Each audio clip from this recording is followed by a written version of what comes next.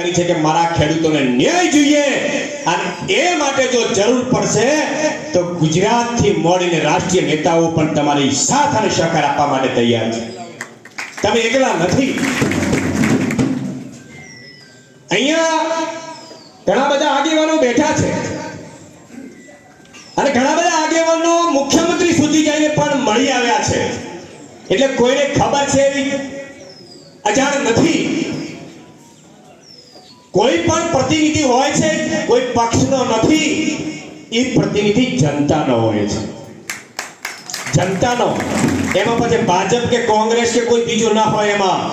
એમાં એના વિસ્તારના લોકોની જે કંઈ પણ પીડા છે એ પીડાને સરકાર સુધી પહોંચાડવાનું એનું કામ છે. અને ફોન આવે કે ના આવે પણ એને સમાચાર મળે કે આજે આ ખેડૂતોની વેદના છે, આજે કોઈ વ્યક્તિની વેદના છે, તો એને સરકાર સુધી પહોંચાડીને એનું નિરાકરણ લાવવાનું કામ એ પ્રતિનિધિનું છે.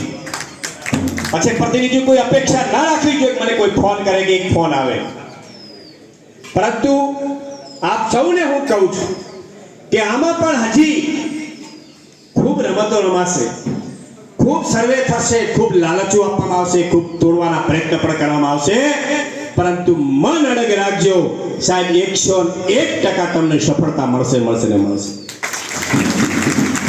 મિત્રો, આજે હમણાં અહીંયા જ વાત કરી લક્ષ્મીબેને સૌરાષ્ટ્રના નેતાઓની, ભાજપના નેતાઓની ખાસ કરીને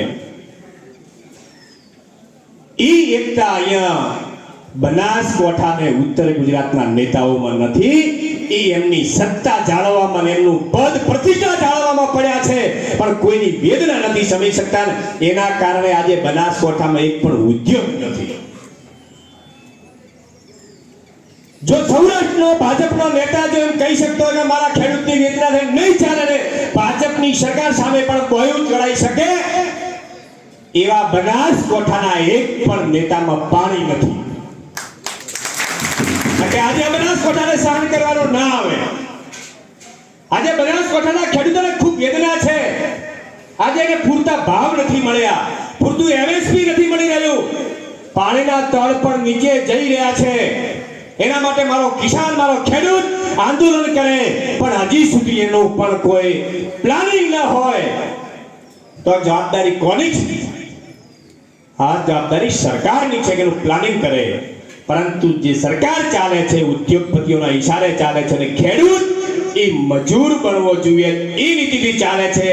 એટલે આ સરકારો ખેડૂત માટે કંઈ કરવા તૈયાર નથી.